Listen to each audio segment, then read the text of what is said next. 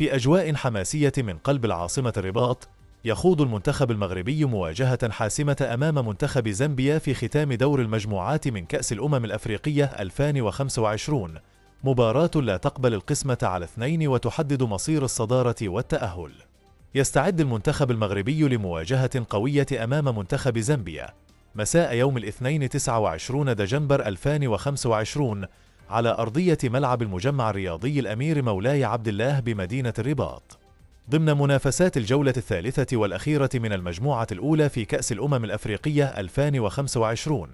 حيث تنطلق صافرة البداية في تمام الساعة 8 مساء بتوقيت المغرب، 9 مساء بتوقيت مصر.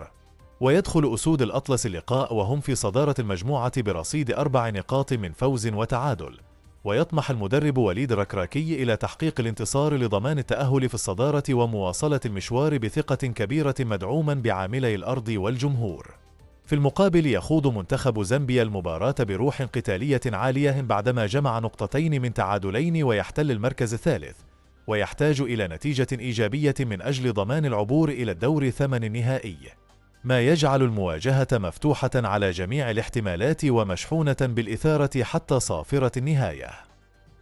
تنقل مباراة المغرب وتنزانيا في كأس الأمم الأفريقية 2025 عبر قناة الأولى المغربية الأرضية، بالإضافة إلى قناتي بين سبورتس ماكس 1 وبين سبورتس ضمن تغطية شبكة بي إن سبورتس الحصرية للبطولة في الشرق الأوسط وشمال أفريقيا.